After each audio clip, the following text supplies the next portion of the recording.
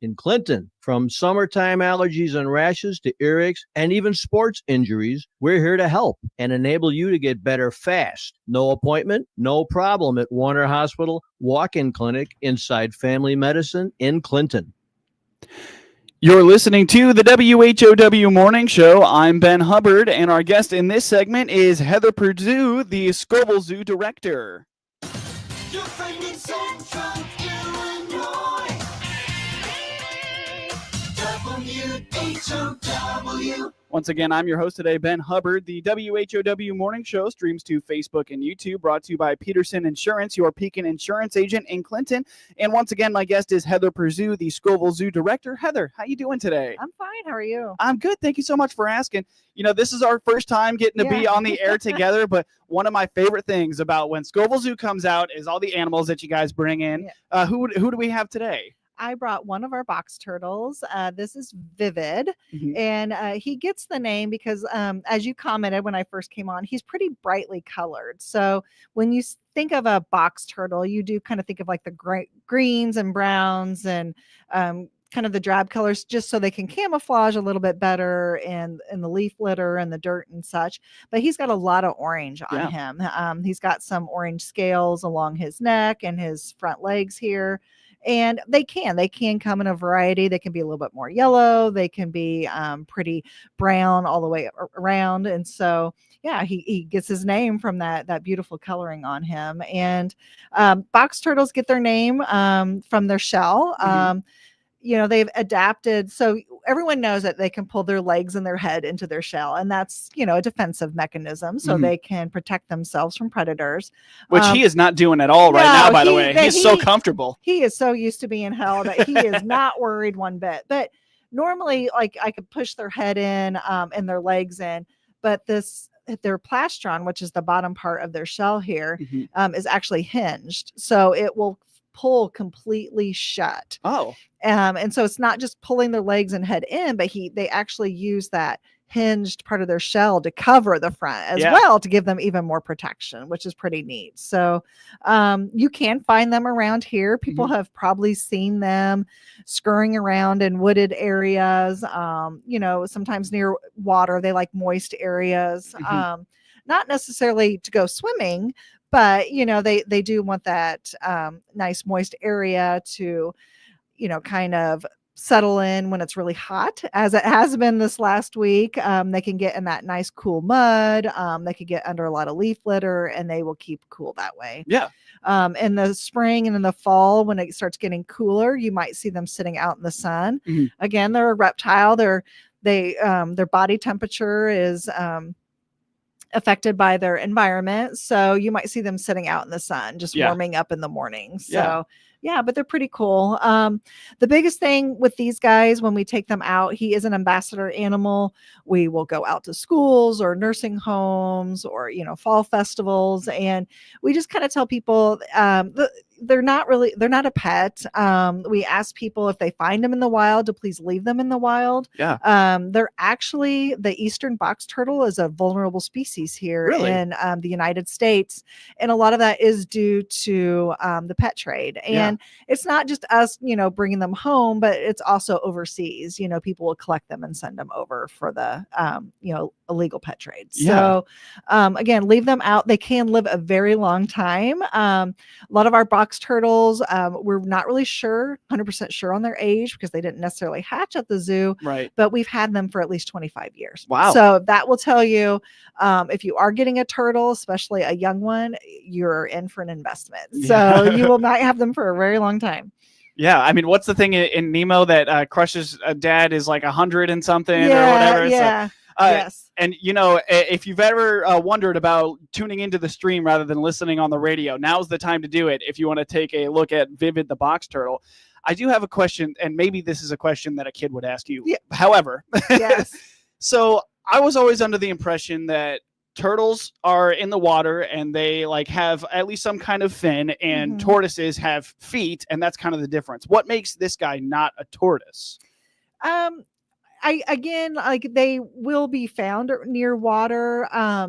I'm not 100% sure why, these guys are considered turtles instead of tortoises. Like, Yeah. again, you think of our land tortoises. We have some tortoises back at the zoo, and these guys would definitely be found more kind of semi-wet areas. And so, yeah, I don't know, like it is different. And you do think of turtles as being like we were talking a little bit before I came on air, like red-eared sliders Yeah. or painted turtles that you find around here that you will find in ponds and lakes Mhm. and such that, do live their whole time in water. I mean, they can get out and they'll bask and they'll get Right. on the ground, but they spend a lot. But you can see this guy is not built for swimming around in the Yeah. water. So yeah, he's just a little bit different. I'm not really sure why he is considered a turtle instead of a tortoise, unless it's just a name that stuck. Yeah, right. So, but yeah, I mean, they're pretty cool. One misconception that people think about turtles is the fact that, in the cartoons, you will see the little turtle will climb out of his shell Yeah. and then get into another shell. They cannot do that. You can see like the back of his shell here, you Uh-huh. can see his spine, and that Yeah. shell is attached to him. So when people are, he can feel me like, touching him and stuff. And so when we have our tortoises, we just ask people not to knock on their shells and stuff because it might be a little disruptive. But yeah, I mean, you can pet them. We have a couple of tortoise, like our Aldabra tortoise loves scratches. She's Yeah. very friendly. And you can scratch up by her head and she'll actually lift up because she loves those scratches, which is really nice. So, but they're such a cool animal that people, and if you find them, walking across the street, if you're able to safely get out of your car, they recommend you take them, like if they're heading in one direction, just get them across the road in the direction that they're going. Yeah. Maybe they're going over there to lay some eggs, or they're returning home because they kind of have like this instinctual homing device, Interesting. that they're able to always go back to their home. And so just take them in the direction that they're going, and just let them be, and let them find and go to wherever they're wanting to go. Yeah. So what does the care for this guy look like at the zoo and with all your other turtles? Sure. Yeah, we have a lot of box turtles would brumate, which is like their hibernation in the winter. So Yeah. again, we have them around here. They brumate, they dig, and they will slow down their body temperature and their respiration and their metabolism and everything during the winter months. Mhm. We don't really do that at the zoo because we're using them for programs year round. But as long as we keep the temperature up, so they have a heat lamp, they have UV lights. Obviously we have to feed them a good diet. So these guys are omnivores. They would be eating a lot of different plants, but also some insects or small mammals. They would even eat like carrion in the wild. At the zoo, we would feed them a lot of different, they get salads and earthworms and some other insects and stuff as well. So yeah, we try to give them a nice varied diet. They have a different substrates that, they can have sand and chips, and they like to dig. They kind of have these nails on, to dig, to kind of burrow a little bit, not like our gopher tortoise necessarily, but to maybe keep cooler or to get out of the lights and the heat lamp and stuff. So we make sure that they can have, the facility to do that. Yeah.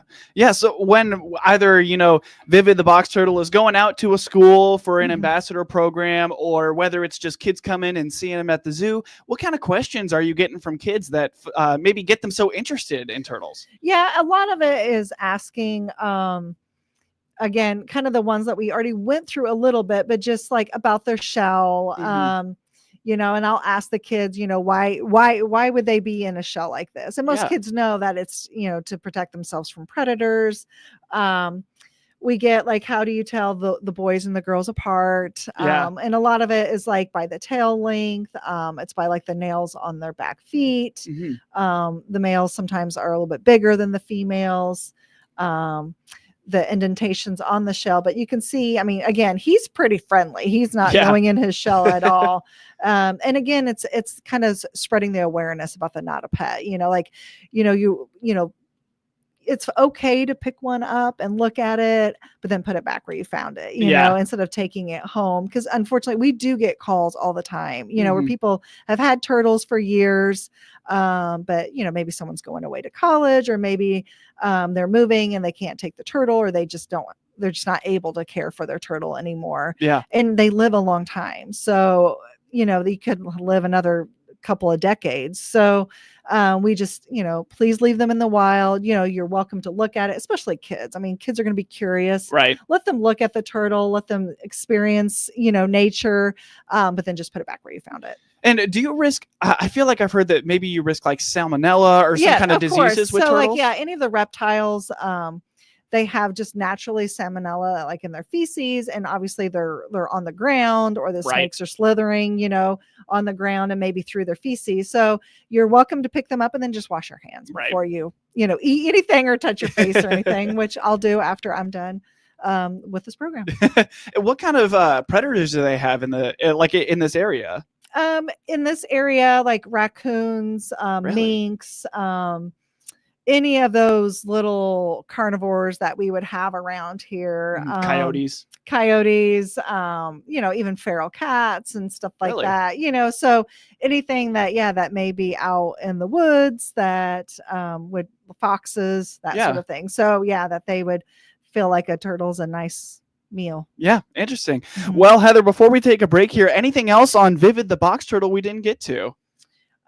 Not just that, they do have this little hooked beak, and again, that's helping them like tear into, especially like I said, carrion. They will eat things like that, but Mhm. it will just help. And then the nails, of course, too, are to help them.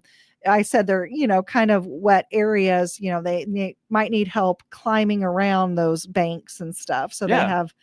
They're just really adapted to living in our areas. Yeah. So it's always cool when people say they see them in the wild. Yeah, awesome. Well, Heather, let's take a quick break and then we'll get into some stuff that's going on at the zoo. Once again, that is Heather Purdeu, the Scovill Zoo Director on the WHOW Morning Show. We'll be right back.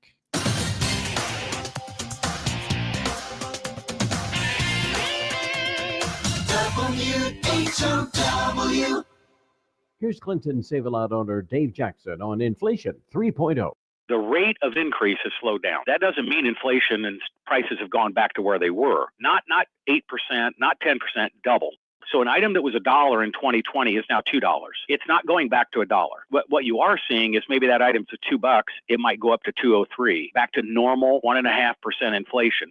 Save up to 40% on your food bill at your Clinton Save-A-Lot. And as Dave always says, hope to see you soon. MR Systems Wireless is your local internet provider for Clinton and surrounding area. They have the products you want and the local service you deserve. MR Systems Wireless Internet Service for home or business includes unlimited data, unlimited streaming, and unlimited calling. Plans start at just $48 a month and get a free Roku 4 lease with our media packages. Get the speed you need with MR Systems Wireless. Call them at 935-2100. That's 935-2100 for MR Systems Wireless. Shane Steinberg here from Highway 51 Exchange, your equipment rental headquarters, south of Clinton on US 51. Check our banner ad on DeWittDailyNews.com to book online today and pick up tomorrow. Highway 51 Exchange. Longview Community Bank is now open in Clinton, investing in rural Illinois. I'm Vice President Nate Sams. Stop by for a visit or to find out how we provide real local banking. Click our banner ad at the top of the local news page on DeWittDailyNews.com. The WHOW Morning Show is now video streamed live on the WHOW WEZC DeWittDailyNews.com Facebook page and on the new WHOW TV YouTube channel. Watch Morning Show host Seth Lawrence interview guests live, as well as watch archived video podcasts of any interview you missed. Whether on Facebook or YouTube, we're providing 2 more ways that Central Illinois' local news station, WHOW, delivers compelling content for you. Your friend in Central Illinois, WHOW. It's the WHOW Morning Show. I'm Ben Hubbard, and we continue with our guest in studio, Heather Purdeu, the Scovill Zoo Director. Heather, let's jump into what's been going on around the zoo. What's happened in this past month? Well, we did have, we've had a very busy June. The weather has been pretty cooperative until like maybe this last week where it got really hot. And Yeah. obviously, some of the visitors were choosing maybe not to come to the zoo during the heat of the day, which I totally understand. So, but yeah, it's been very busy. Our free admission Thursdays started in June. And so those will run. Those Thursdays will run through the rest of the season. So Nice. I do get asked that a lot. And yes, free admissions are on Thursdays through Columbus Day is our last day that we're open. So I think October 9th maybe is the last free admission Thursday. Yeah. We had Juneteenth was on a Thursday, and that was a couple of weeks ago, and that was probably one of the busiest days I've ever worked at the zoo. So it was great. Everyone was able to come, and it was a free admission. A lot of people were off of work that day, so everyone seemed to have a great time. And it was just kind of, the day went by really fast with it being so busy. So yeah, we've been really busy with animal news. The mountain lions are acclimating really well to their new home. You know, we opened that exhibit the end of April. And Jack, one of our Bactrian camels, actually left for another institution. And the reason we did that is Jack was an intact camel. And so he had feelings during the breeding season every year. And while, you know, he was very happy being at Scovill Zoo, we felt like it would be better for him, you know, socially and behaviorally, if he could find a home with maybe some a girlfriend. And so he is at an institution with 2 girlfriends, actually. So we are expecting him to continue being, and he'll be even happier this breeding season, I'm sure. So, but we have Finn, who is on exhibit, and then we do have another young camel, Anakin. Nice. And he just turned a year old, and we'll be introducing those 2 guys, and those will be 2 castrated camels that will won't have feelings during the breeding season and will just be kind of happy just to be hanging out together and eating every day, and just be a little bit less emotional during that time. So. You know, and I'm interested because I feel like we do obviously interviews with the Miller Park Zoo as well. And we heard a lot from Jay Pratt about the introduction of new red wolves. And so that makes me interested in what introducing 2 camels would look like, because obviously they're not 2 predators or not, would maybe be a little less dangerous to each other. What does that introduction process look like? So far, when we've done the introductions with camels, and, you know, we've had camels for quite a while now. I want to say 15 plus years, and we've had to introduce camels. It has always gone very well. We do the howdy system, which I'm assuming Miller Park has done as well with their wolves, and where they may be next to one another, but maybe they can't get in contact with one another yet, just so they can get used to the smells and the visual aspect, and listening to each other. And then we've been able to do a gate where they can actually touch noses now. So we're kind of to that point. But the camels have gone fairly well. You know, especially when they're young camels, you know, the one's just a year old. And when Finn was introduced to Jack, Finn was a young camel. And so when they're young like that, I mean, the adults usually they don't see them as competition, you know, as far as like, you know, when you have a couple of males, they don't always want to get along together when they're, you know, intact. That's why it was important for us to castrate our males. So we didn't have that. But these guys, it seems to go fairly well. We just got a new zebra last month as well. And we have 2 males, and we introduced a female.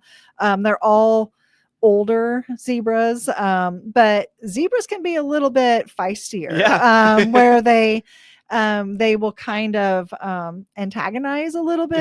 And again, they're a social species, but they do have a little bit of a hierarchy there. The female that we got is pretty sassy, and so she did not put up with it. And so it was kind of interesting. They do a little bit of nipping and kicking and stuff. And I think as long as she let them know that I am not going to be bullied around, everything has settled pretty well. So Definitely. Well, as I look at the clock, we've got about 5 minutes to go, and I want to make sure we can get to all of our topics here. Anything else in June that you wanted to highlight quickly for us? I don't think so. Like I said, it's hard to believe that today's the last day of June and we're going into July. And as we're going into July, the big question, we will be open on July 4th with our regular hours, regular admission. We will have free carousel rides for anyone coming in that day. So sometimes July 4th, the mornings are pretty busy, but I know by the afternoons, people are going to cookouts and, you know, getting ready for those fireworks. So yeah, please come out to the zoo. We'll be open. We are also having a new event this year. It's called a Sip and Stroll, and it's on July 11th. And you can go to our Facebook page or go to our website and register for those. It's $25 pre-registration or $30 at the door. And it's an adult only event. So you do need to be 21 and over. We will have a bar set up, and it's just, we wanted to do something that maybe just the adults. Maybe it could be a date night. Maybe it's just some adults wanting to hang out with some other adults, have a couple of beverages while they're there, and just kind of get the zoo a little bit more privately there in the late afternoon, early evening hours. It's from 5 to 7 with our grounds closing at 8. So they can walk around. The $25 includes the admission, training, carousel for adults. Fantastic. Adults can ride the training carousel as well, and a drink ticket with that. And then, of course, we'll have the cash bar there. So then you can purchase any other drinks as you wish as you're walking around. So we just thought it'd be something fun to do, something a little new for our zoo. And then our last thing we have coming up in July is our ice cream safari, which is always a popular event. It is Sunday, July 20th, and it goes from 1 to 4. And it is, again, it's popular. It is sponsored by Tillamook. So we'll have Tillamook ice cream. We usually have 4 or 5 stations set up where you can get little cups or cones of ice cream. We have representatives from the Macon County Sheriff's Department that will be doling out the ice cream. So you can always talk to them while they're there. And it's always a fun event. And it's just regular admissions into the zoo for that day. But you get the extra perk of getting some ice cream while you're there that afternoon. Yeah. I mean, I'm sold. Ice cream's enough to get me there. I did have a question about the Sip and Stroll that I wanted to ask you. Are you guys working with a vendor, or do you guys have your own liquor license? How is that working? I know you guys do brews at the zoo, right? We actually don't. Maybe I'm thinking of something else. Miller Park. I know they've done it, and I actually attended it this last year, and it was a lot of fun. This year we're just kind of trying this out. So right now it may be something that evolves into getting some local breweries out. We are not opposed to that, but this year we do have, the Park District has their own banquet facility, and so they're providing the drinks. We do have a couple of our alcohol vendors that will be there to offer some free samples of some of their products. So you could at least sample some stuff before you want to purchase. Yeah, that sounds super fun. Anything else on those 2 events that are going to be coming up before we run out of time here? No, it just, again, if you want to always check our Facebook page, we are always updating that with either fun videos or upcoming events. And our website, scovillzoo.com, or the Decatur Park District website will take you there as well. So you're always welcome to call the zoo as well if you ever have any other questions. The phone number is 217-421-7435. Awesome. And we got just about 30 seconds here. I did have one more question I wanted to ask you. As before we got started, I asked you, is the school bus season kind of over? What does it look like with having kids out at the zoo? You guys still really busy? We are on the free admission days. We do have some summer day camps that come out, and some will come during the week, and we have different tour group rates, if they want train and carousel or snow cones or goat food, just book with us ahead of time, and we'll definitely work that out with you. Or we have some groups that come on the free admission Thursdays, which they're welcome to do. And but we still have some of those summer camps, church groups, that sort of thing coming out. Great, which we're always happy to see. Yeah, great stuff. And I'm so sorry as we run out of time here. Again, that is Heather Purdeu, the zoo director of the Scovill Zoo, on the WHOW Morning Show. WHOW.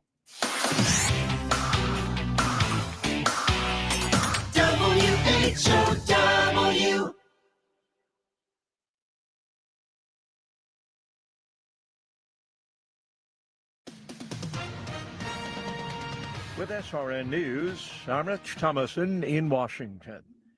The Kootenai County, Idaho Sheriff calls it a total ambush, says the 2 firefighters never had a chance. They were responding to a wildfire set by a gunman who began shooting when they and their fellow first responders showed up.